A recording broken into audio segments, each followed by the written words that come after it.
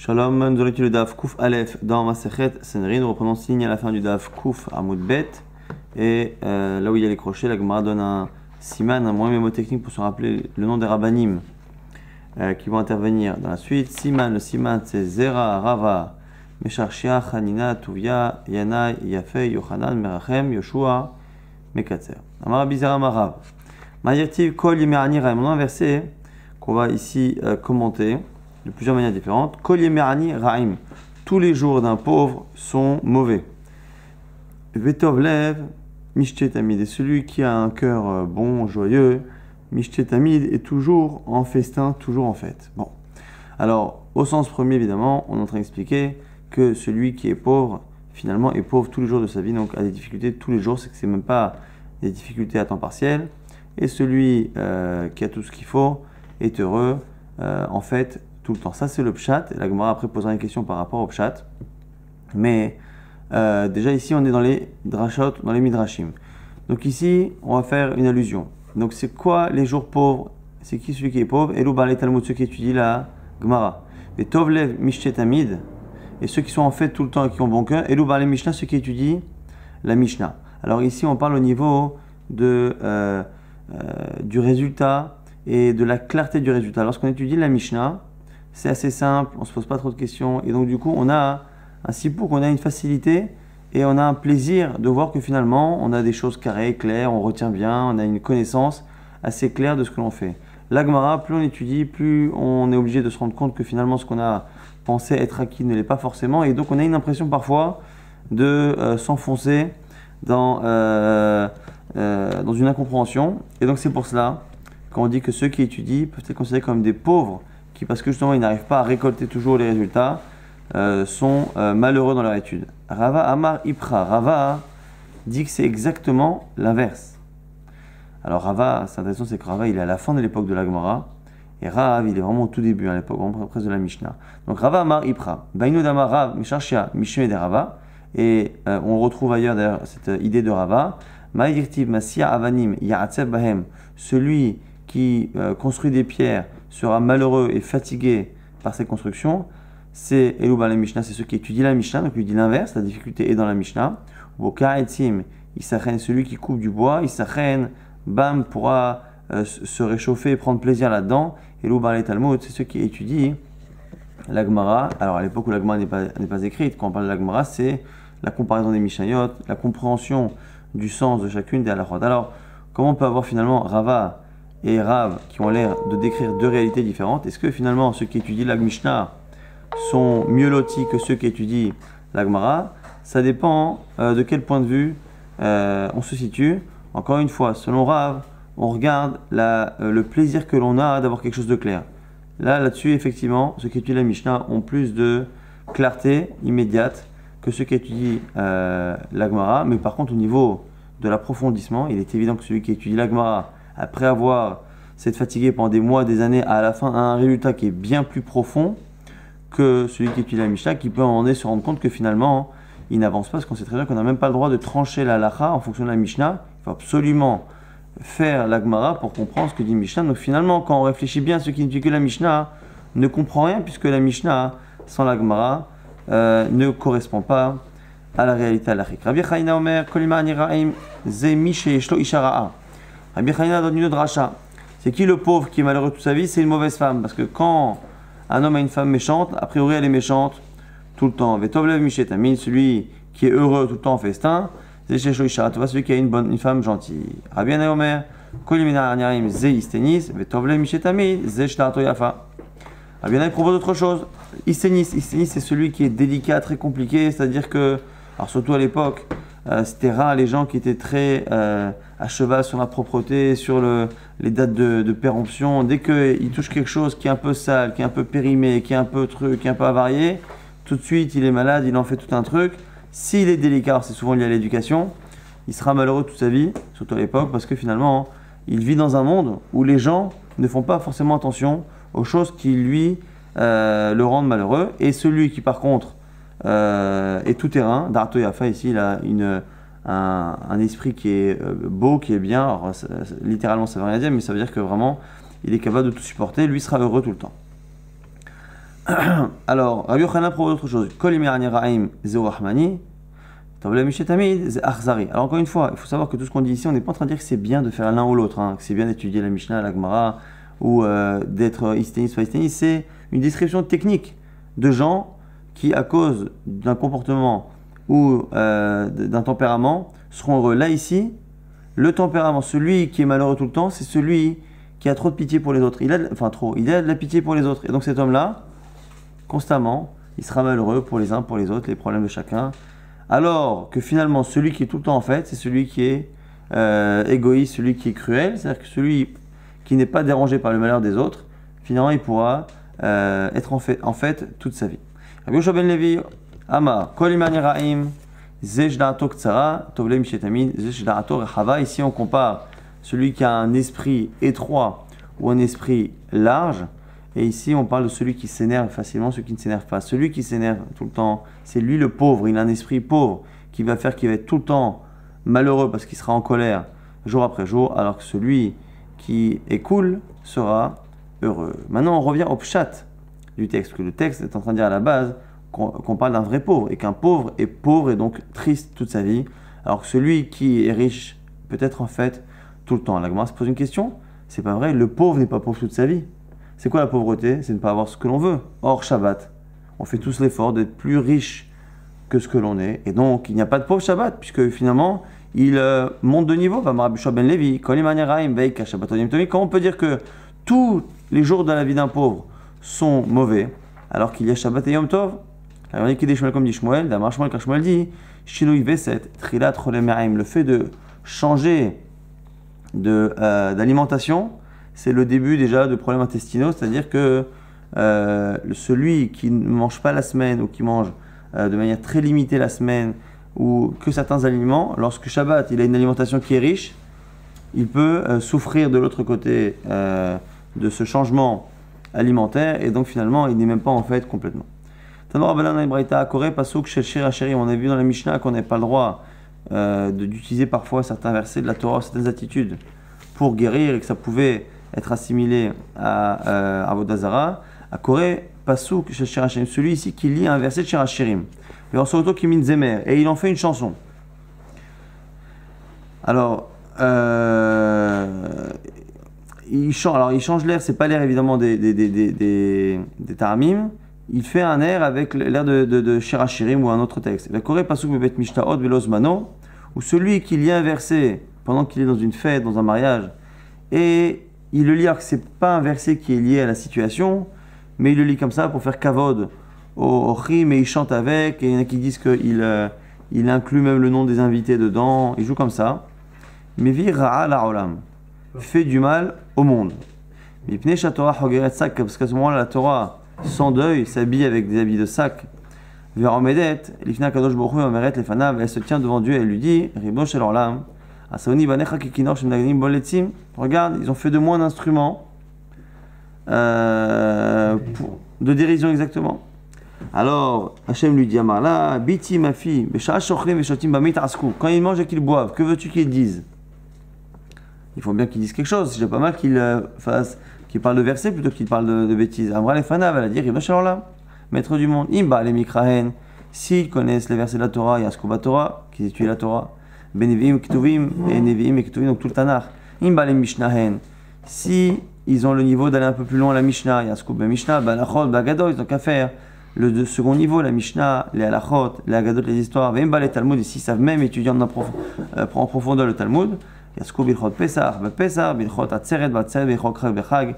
Ils ont qu'à étudier les Halachot du moment de manière approfondie. Donc voilà, a priori ici, on parle quand même d'une situation où la personne vraiment utilise les versets vraiment que pour chanter, d'où parfois la certaine frilosité que certains poskim ou rabbanim peuvent avoir avec les chansons, les concerts qui sont basés sur des versets, en sachant que voilà, l'idée c'est qu'il faut que ça reste toujours dans le but de s'élever spirituellement, c'est-à-dire que pas qu'on a envie de danser comme on a envie de danser et qu'on ne veut pas racheter des paroles bêtes à la limite.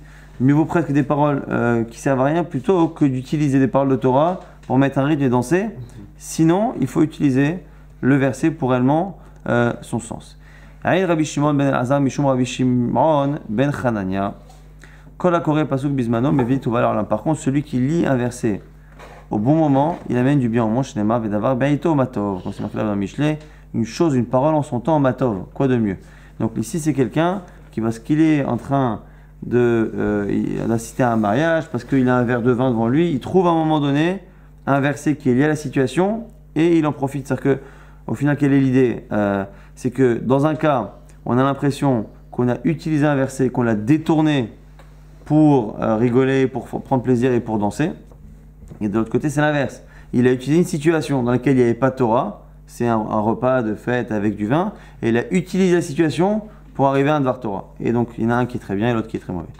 L'ochesh alam maka, on avait dit, celui qui est l'ochesh qui murmure des versets sur une plaie. Alors, le verset souvent que les gens pouvaient être susceptibles de lire, c'était Kol ha-mahla she'asamti b'Misraïm lo asim alecha. Là-bas, la Haftacha, la promesse d'Hachem, que toutes les maladies que j'ai mises dans l'Égypte, lo asim alecha, je ne te les mettrai pas, qui ani Hachem, car je suis Dieu, rofe'echa, ton médecin. Alors, nous dit Rabbi Yochanan que l'interdit ici de murmurer ce verset à côté d'une plaie, Amar Rabbi Yochanan, berokekba, c'est lorsque la personne fait autre chose que j'en faisais à l'époque, c'est-à-dire il crache sur la maca, sur la blessure, et il dit ce verset. Pourquoi? Il finit chez Maskrin Shem Shamaim, à la Rekika, car on n'a pas le droit de mentionner le nom d'Hachem, et selon les poskim, même d'autres versets, lorsque la personne a craché. Donc l'interdit n'est pas en tant que tel de dire le verset, mais selon Rabbi Yochanan en tout cas, surtout de le faire lorsqu'on crache. À ce propos, Itmar Avama Afilu Negat Sa'a Kitiye Badam Ve'uva la Kohen. Même un autre verset, le verset, quelqu'un qui a un problème de peau et il lit Negat Sa'a Kitiye Badam, le verset là-bas qui parle de Negat Sa'a, même si là-bas c'est pas marqué qu'il guérira. Donc ici l'allusion est moins claire, c'est pas le verset qui dit que je t'enlèverai tes maladies, qu'il y a Hashem Rofecha. Non, c'est un verset stam qui parle de maladies. Et Rabbi Yochanan va plus loin, Amar Afilu Vaikra El Moshe. Même si le premier verset de Vaikra, qui n'a rien à voir, Vaikra El Moshe, Moël Moed le mort, il l'appelle du El Moed, ça n'a rien à voir. Mais selon ici Rabbi Yochanan, ça va plus loin, à partir du moment où la personne mentionne un verset pour guérir, c'est un problème. Alors lui, faut voir s'il est d'accord avec Rabbi Yochanan. Est-ce que c'est parce qu'il crache ou est-ce que c'est de manière globale? On peut aussi estimer que le fait d'utiliser la Torah comme ça, comme quelque chose de magique, c'est pas forcément souhaitable. Tanor Rabbanan, Sachin ou Shamshin, Bivne Me'aim. On a le droit de. Alors c'est que pendant Shabbat, on n'a pas le droit de faire des actions de refoura. Une action qui est censée guérir ou soulager quelqu'un, dès que ça s'apparente à un acte médical, même léger, c'est interdit pendant Shabbat, sauf dans des cas vraiment très particuliers. Dans des cas de danger. Et là, ici, on voit qu'on a le droit, pour quelqu'un qui a mal au ventre, de l'enduire d'une certaine huile et de faire un massage. Beshabbat, velochashim, nechishat, nechashim, ve'akravim, beshabbat, et on a le droit de murmurer comme ça à côté d'un serpent ou d'un scorpion pendant Shabbat. Ma'averin, keli, al-gavarin, beshabbat, et on peut mettre un ustensile en fer sur l'œil pendant Shabbat pour que ça refroidisse. Alors, Rabbi Shimon ben Gamliel, Rashbag nous dit, à quelles conditions? Bechli anital, aval bechli sheno anital, asso. Il faut que le keli soit un keli qui ne soit pas mouktsé, qui soit autorisé à être déplacé. Mais si le keli est un keli qui est soit inutile totalement, soit utilisé en général pour quelque chose d'interdit pendant Shabbat, on ne pourra pas le déplacer pour cela. Au passage, il faut savoir que cette Gemara-là, c'est une Gemara qui est à l'origine d'un Rambam qui dit que pendant Shabbat, on a le droit de faire tout ce qui est les richas. Pourquoi nous dit Rambam? Parce que selon le Rambam, ça ne fonctionne pas. Donc il n'y a pas de problème de refoua parce que ça ne vaut rien. Et là-dessus, on a un grand Gaon de Vina qui s'oppose au Rambam et qui dit voilà, c'est une des erreurs du Rambam qui, dans sa philosophie, aurait contredit plus ou moins certaines choses qui semblent être dites dans la Gemara. Même si la Gemara ne fait que rapporter ce que les gens faisaient, ça ne veut pas dire forcément que ça fonctionnait ou pas, mais en tout cas, c'est le sujet. Et c'est le sujet d'un grand poulmos entre le Gaon de Vina et le Rambam. Ben sholim bidvar shedim beshabbat. On n'a pas le droit non plus de demander au Shedim pendant Shabbat. Alors, quelle est l'habitude? C'est que quand les gens perdaient un objet, ils appelaient des Shedim. Alors, il y en a qui font ça avec Myriam. Ils appellent Myriam. Myriam, oui, donne-nous, rends-moi les clés, sinon, je crois, on va taper ton mari, on va attraper ton mari. Bon, voilà. Alors, non, mais ce qui est pélé, c'est que lui, il dit c'est interdit pendant Shabbat, le Gemara dit. C'est la Braïta. Donc si c'est interdit pendant Shabbat, c'est que pendant le Chol, c'est autorisé. Pourquoi c'est interdit pendant Shabbat? Parce que c'est Dvachol. Ça ressemble à un travail du Chol. Si c'est Odin de Chol, c'est qu'on peut le faire pendant la semaine. Regardez Rabbi Yossi, mais Rabbi Yossi dit Avechol Assour. Ah, Rabbi Yossi dit c'est Assour pendant le Chol. Ok. Et alors on aurait pu penser pourquoi c'est Assour pendant le Chol? Parce que c'est Maaseh Kishouv, ça ressemble à la sorcellerie, ou ça ressemble à Maaseh Mori, c'est marqué Tamim Tiam Yoshen Okecha. Tu dois être droit avec Hachem, et ce verset-là de droit être avec Hachem vient conclure l'idée globale qui ressort de tous les interdits, c'est que tu ne commences pas à demander aux morts, tu ne commences pas à faire de la divination, pas de nécromancie, donc pas de trucs, ne recherche pas ni les shédim ni les trucs. Et là, ici, on voit que selon Tanakama, c'est autorisé pendant la semaine, et c'est tellement habituel la semaine que Shabbat, c'est Ordine des Chol. Selon Rabbi aussi, c'est Asso, mais regardez, Amaravuna. Alors ici, on ne sait pas si c'est N ou pas N, en tout cas, N al-Hak Rabbi aussi, ou al-Hak Rabbi aussi, on ne sait pas comme qui il a été possède, mais en tout cas, comme il explique Rabbi aussi, Rabbi aussi le Amara, et la Mishum Sakana. Même Rabbi Yossi n'a interdit la semaine qu'à cause du danger. Pourquoi? Parce que si tu forces Méliem à te ramener tes clés ou à te dire où sont tes clés, du coup, demain, elle va être énervée et elle va te faire un sale coup par derrière. Mais c'est qu'une sorte de sakana. C'est que dans l'absolu, alors, il faut savoir que certains Rishonim changent complètement la Girsa de la Gemara parce que justement, ils ont la même question que nous. Ils disent c'est impossible, c'est Maaseh Kishouf, c'est Maaseh Mori et c'est Tamim Ti Machem Lokecha. Et donc, du coup, bon, la Gemara, en tout cas, selon notre version, on va rester dans notre version sympathique, la preuve que les Shedim peuvent se venger, qui a des Rav Yitzhak Bar Yosef. Rav Yitzhak Bar Yosef, un jour, il a appelé, donc, il a invoqué, enfin, il a demandé l'aide justement de ces Shedim, de ces esprits. Divla Be'arza, il s'est retrouvé à être avalé dans un arbre.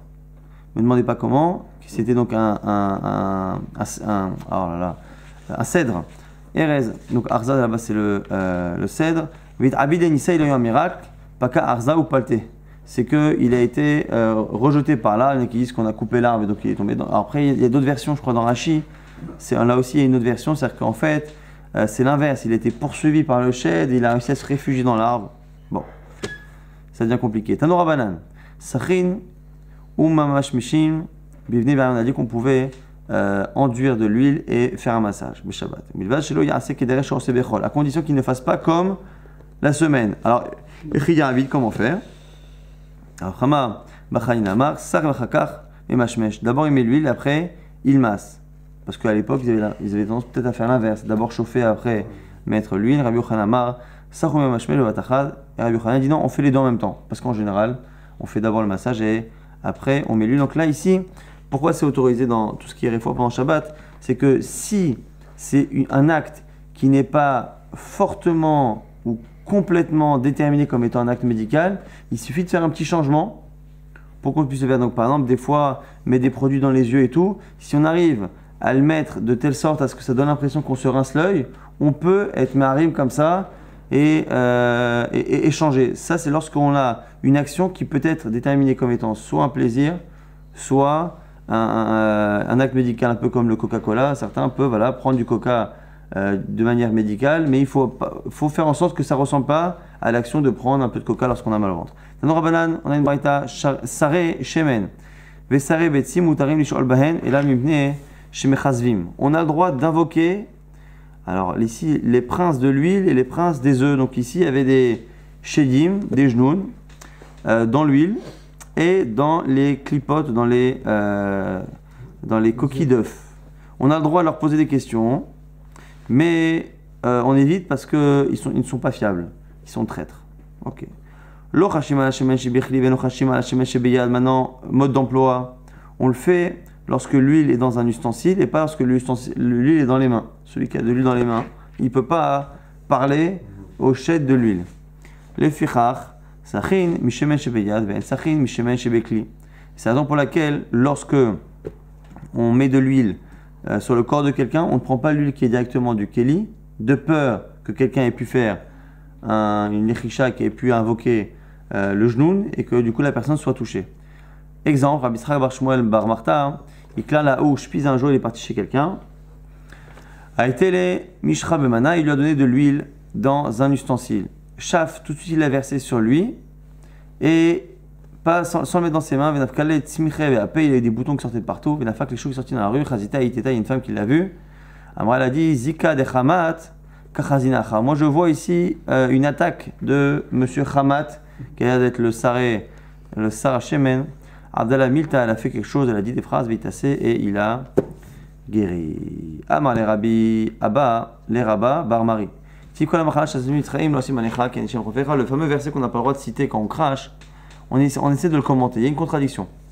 Pourquoi? Quand la machala, toutes les maladies, que j'ai mis en Égypte, lo asim alecha, je ne te les mettrai pas. Donc on n'a pas de maladie. Quand on n'a pas de maladie en général, on n'est pas obligé d'avoir une sécurité sociale, d'avoir une mutuelle parce qu'on ne va jamais chez le médecin. Hachem nous dit après, t'inquiète pas, qui est Hachem, je suis Hachem, refais ton médecin. La Gemara pose la question, mais puisque Hachem ne me met pas de maladie, refoua alama, pourquoi j'ai donné une refoua? Une refoua normalement, c'est pas une prévention de ne pas avoir de maladie, c'est une guérison d'une maladie. Or, il n'y a pas de maladie.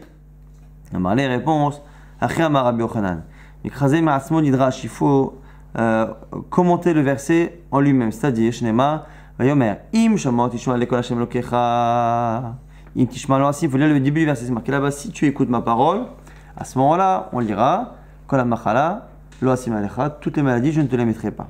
Ce qui n'est pas écrit dans le verset, et ce qui permet de comprendre la fin, c'est qu'entre le milieu et la fin du verset, il faut dire, ve'im lo tishma, sous-entendu que, puisque je t'enverrai pas les maladies si tu m'écoutes, donc si tu m'écoutes pas, j'enverrai tout de même les maladies normales. Donc im lo tishma asim. Mais rassure-toi, malgré cela, qui Ani Hachem refera, je suis Hachem, ton médecin, qui t'enlèvera ces maladies. Amar Rabba Bachana, Shechal Rabbi Eliezer Nichnesut Talmidav Levakero. Lorsque Rabbi Eliezer, Bezar Gadol est tombé malade, ses élèves sont venus le voir. Amar Lahem, Chama Aza Yishba Olam. Il leur a dit, il y a une grande colère dans le monde et c'est pour ça que ma maladie s'est aggravée. Ils ont commencé à pleurer parce qu'ils ont senti que ça se passait mal. Rabbi Akiva, mais ça, Rabbi Akiva, vous allez voir qu'il est toujours à contre-courant de l'ambiance. Et Rabbi Akiva était en train de rigoler. Amrolo lui dit, la matam sachek, qu'est-ce qui te fait rire? Il leur a dit, Vechim ibne maatem bochim. Et vous, pourquoi vous pleurez? Un peu provocateur comme ça, Rabbi Akiva. Amrolo, ils lui ont dit, Efshar, Sefer Torah shoibetsa avelo nivke. On a un Sefer Torah qui est en train de souffrir, presque en train de mourir, et on va pas pleurer. Il leur a dit, les kachanim sachek. Alors maintenant, je vais vous expliquer pourquoi je rigole. Kozman shaniro et Rabbi. Tant que je vois mon maître, dont le vin ne tourne pas au vinaigre, dont le lin n'est pas abîmé, dont l'huile ne pourrit pas et le miel ne colle pas, c'est-à-dire en gros qu'il y a la bracha partout, c'est-à-dire que même si ça parle à ça, même ces aliments ne sont pas touchés, je me suis dit à Marty, il a tellement de bracha que peut-être que Hachem lui a envoyé tout son salaire. C'est quand même dur parce que en général on dit que qui reçoit tout son salaire? Le rachat, pour que Hachem lui envoie tout. Mais vous allez voir que on voit ici de Rabbi Akiva, et c'est ça qu'il apprend à tout le monde et même à son maître en premier, c'est qu'on n'est jamais certain de qui on est, comment Hachem va nous récompenser. Et donc, vers Shachaniro et Rabbi, maintenant que je vois Rabbi souffrir, et comme je sais qu'il a fait des millions de mitzvot, là je suis Urani Sameachama, et parce que je sais que c'est parce qu'il lui garde tout pour l'Olam Haba. Alors là, il a dit, Rabbi il dit Akiva, Klum Chissarti, Mina Torah Kula, j'ai rien manqué de la Torah, j'ai fait toutes les mitzvot. Comment tu peux dire que ce que je reçois comme souffrance, ce sont les souffrances de mes fautes? Amalo, alors il lui répond, Rabbi Akiva, Alimatanu, Rabbeinu, mais Rabbeinu, tu nous as appris, mais qui disent que c'est une formule de politesse, parce que c'est pas lui qui lui a appris, c'est inversé. Mais en tout cas, c'est une manière de dire, tu nous as appris, c'est-à-dire qu'on sait, qui Adam et Tzadik Ba'aretz, Ashaya Asetov, Velo Yichreta, marqué dans Kohelet, il n'y a pas d'homme sur terre, Ashaya Asetov, qui fait le bien, Velo Yichreta, sans fauter. Donc on a beau faire du bien, on faute. Lorsque il est tombé malade, il y a 4 sages qui sont venus le voir. Donc c'est plus ses élèves. Enfin, selon certains, oui. Pour certains, oui. Alors, qui? Rabbi Tarfon. Alors ici, on est goré chez nous Rabbi Yoshua, mais Rabbi Yoshua, il y a des morts dans les Yerushalmi qui disent que Rabbi Yoshua, qui était fâché avec Rabbi Eliezer, n'est pas parti le voir jusqu'à sa mort. Donc il y en a qui disent que ici, c'est plutôt Rabbi Yossi à Galilée. Après Rabbi Elazar ben Azaria et Rabbi Akiva, son élève. Rabbi Tarfon ve'amar. Rabbi Tarfon le premier dit, Tov atal Israël mitepa shel shamim. Tu es meilleur pour l'âme Israël que une goutte de pluie, en fait, que la pluie de manière générale. Pourquoi? Parce que la pluie n'apporte que dans ce monde-ci matériel, et toi tu apportes dans le monde matériel et dans le monde futur. Nana Rabbi Yoshua Amar, dans le même genre Rabbi Yoshua a dit, Tovata, Israël yotem megagal hama, shegagal hama barolamazé, verabi, barolamazé barolamaba. Tu es mieux que le soleil, parce que le soleil n'œuvre que dans ce monde-ci, et toi tu œuvres pour le monde-ci, le monde futur. Nana Rabbi Lazar ben Azariah Amar, Tovata Israël yotem avaem. Sha'avaim barolamazé, verabi, barolamazé, barolamaba, et Rabbi Elazar ben Azariah dit, toi tu es mieux qu'un père et qu'une mère, parce qu'un père et une mère donnent la vie matérielle physique, et toi tu donnes le monde-ci et le monde futur. Rabbi Akiva attend pour prendre tout le monde à contre-pied. Chabivim Issourin. Il lui a dit, sont bonnes les souffrances. Les souffrances sont bien, elles sont chères. Pourquoi? Parce que c'est Mechaper. Madame, il leur a dit, Samechouni Veshma Divra Akiva, aidez-moi à me relever que j'écoute un peu ce que dit Rabbi Akiva. Talmidi mon élève, Shama Chavivim Issourin, qui a dit que les souffrances étaient chères. Amar, il lui a dit, Akiva, Zominain Lecha, d'où tu as appris ça? Amar, il a dit, Mikra Nidoresh, c'est un verset que j'explique, que je commente. Ben Shtem Esre Shana, Menaché Bemolcho. Alors, on va reparler du fameux Menaché. Alors, Menaché, il avait 12 ans lorsqu'il était roi. Chamishim Chamesh Shana, Malad Beshem. Et en tout et pour tout, il a régné pendant 55 ans, qui se divise en première année, je crois à peu près 22, je crois, ou 23, qui était mauvaise, et après, un peu plus d'une trentaine d'années, où il s'est bien comporté. Va dire Asara Ben Hachem. Globalement, on nous dit qu'il a fait du mal aux yeux d'Hachem. Urtiv. Et c'est marqué, pourtant, que Ménaché, et là on tourne la page, Kouf Aleph Amoud Bet, Ménaché, c'est le fils de Chizkia. Un fils de Chizkia, on a dit, c'est celui qui a fait étudier sa génération comme jamais, c'est celui qui aurait pu être Mashiach, celui selon certains Rabbi Hillel qui a été Mashiach. Donc on parle d'un personnage très particulier à une époque en plus, quand on regarde le Nar, où ni avant ni après c'est fameux, donc c'est un peuple. Et pourtant, regardez, Gamele, Mishle Shlomo Sha'etiko Anshe Chizkia Melech Yehuda. C'est marqué à la fin que même ces Mashalim, même la fin du Sefer Michelet, ce sont encore des Mashalim, des paraboles de Shlomo qui ont été rapportées par qui? Par Chizkia. Donc Chizkia est celui qui a rapporté une bonne partie du livre de Michelet. Donc c'est quelqu'un qui connaissait la Torah, la vie, le Chinour. Chizkia Melech Yehuda lechol ha'olam kulo limet Torah ou Menaché beno lo limet Torah. Comment il a pu avoir un fils comme ça? C'est possible que Chizkia ait donné la Torah au monde entier et pas à son fils. Et là, Mikol Torah Shtarbo, Mikol Amash Amalbo, Lo Ha'elahu Lemutav. On voit que tout l'effort qu'il a fait pour les autres, il a dû les faire pour son fils. On le devine. Et on voit que tous ces efforts-là qu'il a fait pour son fils n'ont pas suffi. Et là, il sourit.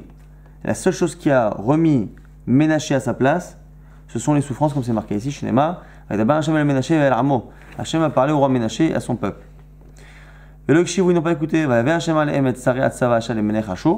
leur a envoyé les chefs d'armée du roi de Ashur, d'Assyrie,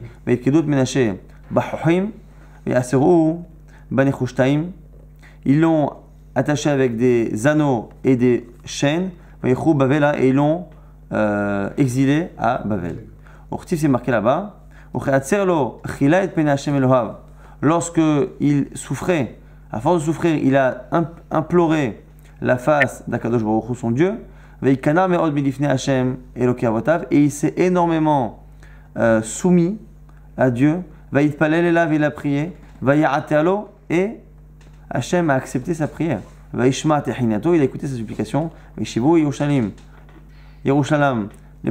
a ramené à Jérusalem à son poste de roi, et à ce moment-là, Ménaché a su qu'Hachem était le Dieu, mais le problème c'est que comme entre-temps il avait fait fauter le peuple, au final il est quand même considéré comme étant quelqu'un qui est rachat, c'est pour ça qu'on dit qu'il a fait du mal. Halamatash, là on voit en tout cas que toute l'éducation de son père, tout ce qu'il a pu faire, finalement ne valent pas des souris, donc les souffrances valent quelque chose. Vous avez remarqué comme la force de Rabbi Akiva de dire à son maître, de le comparer au roi Ménaché qui a fait énormément de fautes, et de lui dire pour toi aussi ça te fera faire tchouva, parce que puisque on voit que Chizkia n'a pas réussi à remettre son fils dans le droit chemin, sûrement que toi aussi on a peut-être besoin de te remettre dans le droit chemin. Enfin, si je traduis, il faudrait que tu reviennes dans le droit chemin d'une certaine manière, même pour des petites fautes, et du coup au final il n'y a rien de mieux que des souris. Donc dit Baruch Hashem, et voilà. Tanor Banan, Shlosha Ba'u Ba'alila. Il y en a 3 qui sont venus Ba'alila, c'est-à-dire 3 qui ont réussi plus ou moins à convaincre Akadosh Baruch Hu, mais de manière, on va dire, malhonnête. Alila dans la Torah, Vessam, la Alilot, Devarim, les morts, betulim, celui qui ment et qui dit que sa femme qu'il a trouvée, eh bien, avait une relation avec quelqu'un d'autre avant son mariage et qu'elle n'était pas Betula. C'est un nom là-bas qui est Samla, qui dit à son propos, Alilot, Devarim, des paroles fausses mais qui paraissent vraies. Donc c'est des gens qui ont argumenté à Hachem avec quelque chose qui paraît un peu vrai, et ils ont entre guillemets piégé Hachem, qui Hachem ne pouvait pas, entre guillemets, encore une fois, vous pouvez mettre des dizaines de guillemets, ne pouvait pas faire autrement que d'accepter la demande, parce que sinon ça aurait pu donner l'impression que. Et les voici Veloen, Caïn, Esav et Ménaché. Caïn, dirtiv, Gadol Avoni Mineso. Lorsque Caïn a fauté, on voit qu'il lui dit où est ton frère, il dit le Edati, je sais pas. Et il lui dit Ashova Achenochi, est-ce que moi je suis gardien de mon frère? C'est pas à moi de garder mon frère. Donc on voit qu'il fait pas de chouva. Quand après il lui explique, je sais, la terre est maudite à cause de toi, ainsi de suite, il a dit oh là là, Gadol Avoni Mineso, mais quoi, mon poids, le poids de ma faute est si grand que ça. Alors, soit on dit que c'est une affirmation qu'il a fait de chouva de manière très forte, mais c'est pas l'impression que certains ont, on a l'impression que c'est un étonnement.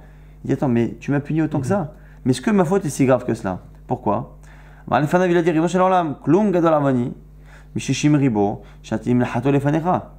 là, tu peux pas dire que ma faute c'est la pire de l'histoire, alors qu'il y a 600 000 hommes qui vont plus ou moins participer à la faute du veau d'or.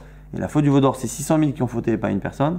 Et c'est 600 000 personnes qui se rebellent contre toi, alors que moi, j'ai fait du mal à l'homme, mais je ne me suis pas rebellé contre toi parce qu'on n'est pas encore dans la situation où il y a une Torah et de réels interdits. Et toi, tu leur pardonneras, donc tu dois me pardonner. Esav, pourquoi? Dire-t-il, avi. Est-ce qu'il ne te reste qu'une seule bracha, mon père? Et donc ici, le père, lorsque Esav est venu et que Yaakov lui a dit à quoi c'est ça que je te bénis, j'ai tout donné à ton frère Yaakov, il lui dit que tu n'as qu'une seule bracha. Alors ici, mon père c'est Yaakov, on peut aussi comprendre comme Yitzhak, ça peut être aussi compris comme étant Hachem, mais surtout que c'est quoi ici le chantage qu'a fait Esav? C'est mais dis-moi, s'il n'y a qu'une seule bracha, c'est-à-dire que les autres brachot du monde appartiennent à qui? Aux autres dieux. Comme toi, Yitzhak, tu es lié à un seul Dieu, s'il n'y a qu'une seule bracha, c'est que les autres brachot, elles ne sont pas chez ce Dieu, elles sont chez un autre. Et donc il était obligé finalement de demander à Dieu de lui faire une bracha. Et pour Ménaché c'est quoi? Mitrila kara le Elohot arbe ou le basof kara le Elohé avotav. Et alors, c'est un midrash qui ressemble à la partie qu'on a vue dans la Gemara. Il y a un midrash qui est normalement complet, d'ailleurs dans Ein Yaakov, dans la version de la Gemara où il n'y a que la Gadot, on a rajouté dans le texte beaucoup de détails qui montrent qu'effectivement, avant d'appeler Dieu, il a appelé toutes les autres divinités, et quand ça ne marche pas, comme ça ne marchait pas, il a appelé à la fin à Kadosh Baruch Hu, il a dit écoute, si tu ne réponds pas, c'est que tu n'es pas plus présent que les autres, et donc du coup, Hachem était entre guillemets obligé de répondre. Abba Shalom Af Haoge et Hachem Beotiota. Qui n'a pas en là-bas? Abba Shalom rajoute celui qui explique le nom d'Hachem et le nom avec les lettres, donc les noms cachés d'Hachem, qui les explique avec leurs lettres et tout. Et on précise, Kana Bigvoulin, c'est lorsqu'on le fait en dehors du Beit Hamikdash ou Beit Aga et qu'on le fait en plus dans une autre langue que le Lashon HaKodesh. On avait dit Shosha Melachim ve'arba idiotot. Il y a 3 rois et 4 personnages qui ne sont pas des rois mais qui sont des personnages quand même importants, qui n'ont pas de parents futurs. Les 3 rois, Yerovam, Achav et Ménaché. On dit que Ménaché, il a fait tchouva pourtant. Il a fait tchouva et il a fait finalement, il a reconnu Hachem, Veikanar Meod, il s'est soumis beaucoup, ainsi de suite. Mais au final, comme il a fait fauter les autres, Eno Halek en là-bas. Tanor Rabbanan Yerovam, pourquoi? Sheriba Am, car il a rabaissé le peuple en les faisant faire des idoles.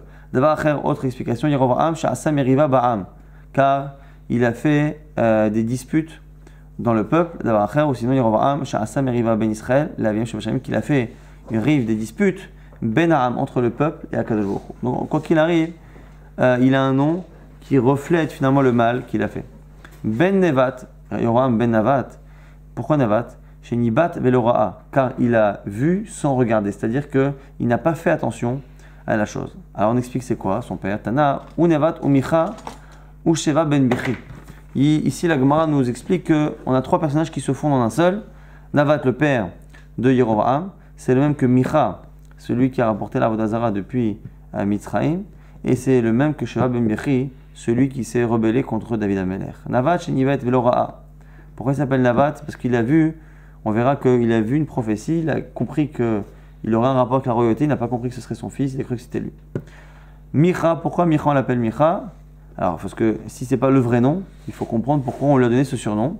Micha, Sheit Machmer, Babinyan, car il a été finalement intégré, fondu dans la construction. Rappelez-vous, c'est le fameux Midrash qui dit qu'à un moment donné, Paro a voulu qu'on utilise les enfants juifs pour faire des briques et les mettre dans la construction. que lorsque Moshe Rabbeinu a vu ça, il a imploré à Kadosh Baruch Hu. Kadosh Baruch Hu lui dit, ne t'inquiète pas, j'en profite pour faire en sorte que ceux qui feront du mal dans leur âme Israël, au âme Israël, soient éliminés. Ce sont des ronces que j'enlève des plantes. Et malgré cela, c'était dur à supporter pour Moshe Rabbeinu. Hachem lui dit, fais ce que tu veux. Il l'a sauvé. Et ceux qui l'ont sauvé sont souvent ceux qui se sont rebellés contre lui. Et on dit là, celui qui l'a sorti du binyan, c'est Micha. Uma Shemo, c'est quoi son vrai nom? Sheva ben Bichi. Très bien. Tanor Banan, Shoshan Yibetu Veloraou. Dans le même genre, il y en a 3 qui ont regardé, vu sans regarder. Ils n'ont pas compris la chose réellement. C'est-à-dire qu'ils sont passés de manière trop furtive. Velouen, les voici. Navat, le père de Yerovam. Bachitofel, celui qui s'est rebellé contre David Améler.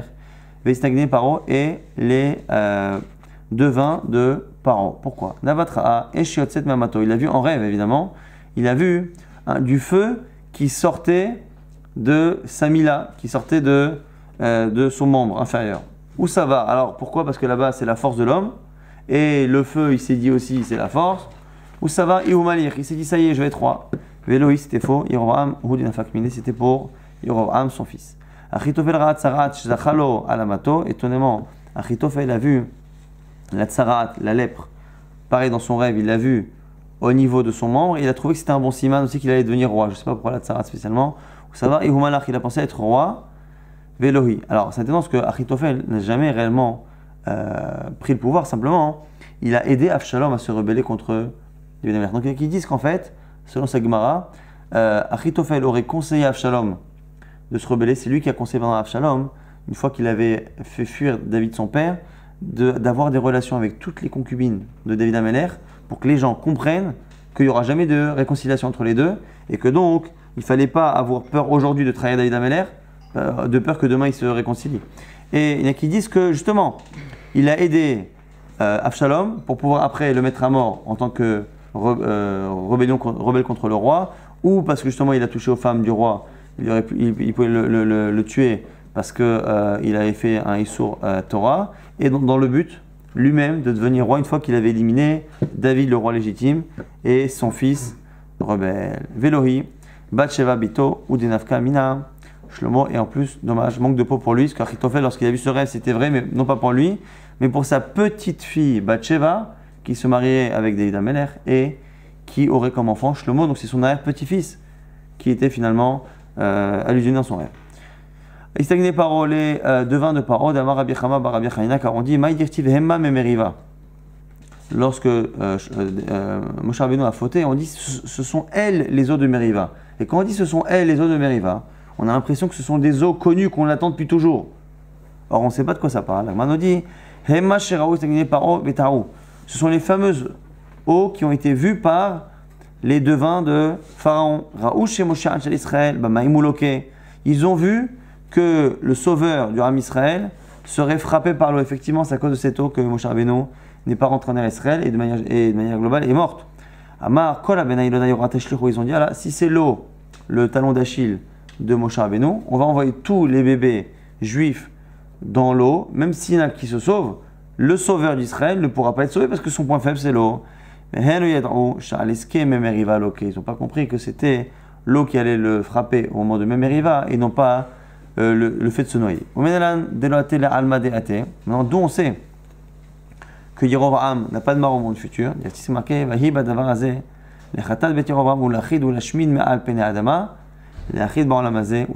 c'est marqué là-bas au sujet de la faute de Yerovam que il a été ici repoussé, exterminé, renvoyé de la terre. Et le fait d'avoir utilisé deux expressions, les achid ou le hashmid, pour parler de son extermination, de son élimination du monde, c'est une fois dans le monde-ci, une fois dans le monde futur. Amarabi Yochanan mipnema zacha Yerovam el malchut. Comment Yerovam a pu mériter d'être roi? Mipnei sheocher et Shlomo, parce qu'il a fait une remarque à Shlomo, mais de manière sincère et bonne. Pourquoi a-t-il été puni? Alors, pourquoi a-t-il été puni? On sait qu'il a été puni parce qu'il a fait faire Avodah Zara. C'est lui qui a fait faire les deux veaux d'or. Alors, la Gemara nous dit pourquoi est-il tombé si bas? Parce qu'un jour il a fait aussi une remarque à Shlomo Améler, mais dans le but de lui faire honte. Et donc, les deux mêmes choses, une fois c'était bien, une fois c'était pas bien. Shnema, Première fois où Yerovam a levé la main contre le roi, c'est-à-dire a levé la voix surtout, donc c'est attaqué à lui, mais là ici c'était une bonne chose. Il lui dit Shlomo Bana et Amilo Saga et Peretz. David avait là-bas, c'est marqué que Shlomo avait fermé les ouvertures que David avait fait dans la ville. Alors il lui a dit pourquoi, parce qu'en fait Shlomo avait épousé la fille de Paro, Cléopâtre, et il avait construit une petite ville pour elle, et il avait fermé l'accès à cet endroit-là pour qu'elle soit tranquille, et du coup ça avait fermé des routes pour aller au Beth Amikdash. Et de l'autre côté, elle avait des dépenses assez importantes. Alors il lui a dit, David Israël régel. Ton père David faisait des trous dans les murailles pour que les gens puissent aller plus facilement pèleriner. Et toi, tu as tout fermé pour que les gens soient obligés de passer par tes péages pour payer les frais de Madame Cléopâtre. Ça, c'est la première Tochacha qui, elle, a justifié qu'il soit roi. C'est quoi la fois où il a manqué de respect? On s'arrêtera là-dessus. Rav Nachman dit un jour il a enlevé ses tefilines devant lui. Alors, soit pour lui manquer de respect, soit pour une autre raison. Les commentaires ont chacun une explication, mais quoi qu'il arrive, le fait d'enlever ses tefilines et de se retrouver tête découverte, à l'époque on gardait les tefilines toute la journée, c'était un manque de respect de le faire devant le roi. Il l'a fait plus ou moins de manière volontaire, et donc c'est la raison pour laquelle il a commencé à fauter jusqu'à faire Avodah Zara et perdre la royauté.